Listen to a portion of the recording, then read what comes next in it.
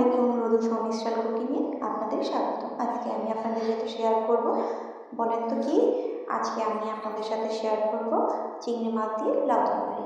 ঘরে থাকা অল্প কিছু মশলা দিয়ে তরকারি রান্না করব। আসুন দেখি। প্রথমে ফ্রাই প্যানে আমি তেল দিয়ে দিব, কেটে রাখা পেঁয়াজ দিয়ে দিব। এগুলো ভেজে নিতে হবে। ভাজা হয়ে গেলে এতে আদা রসুন পেস্ট, লবণ, একদম হালকা পরিমাণে হলুদ, এখানে মরিচ ইউজ করা যাবে না। এখন আমি দিয়ে দেবো কেটে রাখা চিংড়ি মাছ। এগুলোকে ভালোভাবে মশলার সাথে কষিয়ে নেব। কষানো হয়ে গেলে আমি এটা দিয়ে দেবো কেটে রাখা কাঁচামরিচ। যার যার ঝাল অনুযায়ী যে যেরকম ঝাল খেতে পছন্দ করে ওই রকম কাঁচামরিচ দিয়ে নেবেন। আমি এগুলোকে ভালো করে ভেজে নেব। ভাজা হয়ে গেলে আমি অল্প পরিমাণে কিছু পানি দিয়ে দেব। পানি দেওয়ার পরে এগুলো ভালো করে আবার নেড়ে চেড়ে মিশিয়ে আমি কষিয়ে পানি শুকানো পর্যন্ত অপেক্ষা করব। এরপরে আমি এখন দিয়ে দিব কেটে রাখা একদম কচি লাউ। আমাদের গ্রামে টাটকা কচি সবজি পাওয়া যায়। লাউ তরকারি আসলে খেতে অনেক সুস্বাদু। এখন যেহেতু শীতের সিজন, আমি এগুলোকে ভালো করে উল্টে পাল্টে মিশিয়ে নেব, নেড়ে চেড়ে দেব। ভালো করে মশলার সাথে মিশিয়ে নিতে হবে।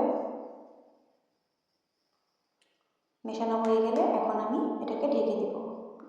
ঢাকনা উঠিয়ে আবার আমি এগুলো উল্টে পাল্টে মিশিয়ে নেব।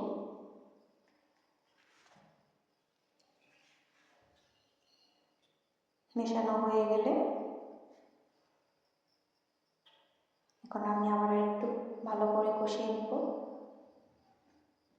লাউটা একটু নরম হয়ে আসলে, সামান্য পরিমাণে নরম হয়ে আসলে, আবার লাউয়ে অনেক পরিমাণে পানি উঠে গেছে, এই জন্য লাউ অত বেশি পানি দিয়ে সিদ্ধ করতে হবে না, হালকা পরিমাণে পানি দিতে হবে।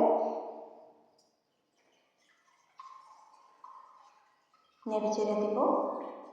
এখন আমি আবার এটাকে বলক আসার জন্য ঢেকে দেব।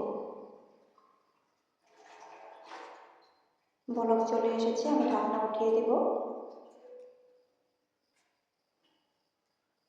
যেহেতু কচি লাউ, এটা সিদ্ধ হতে সময় লাগে না। আমি এটার ভিতরে দিয়ে দিব আমাদের বিক্রমপুরের ঐতিহ্যবাহী সেই শাক। শাকের ভিতরে এখানে তেমন কিছুই না, এই মশলার ভিতরে যেমন পেঁয়াজ, রসুন আর হচ্ছে আপনার জিরা, এই তিনটাকে একসাথে ভালো করে ভেজে এই মশলাটা বানানো হয়। এমন আমি সব শেষে লাস্টে দিয়ে দিব ধনিয়া পাতা।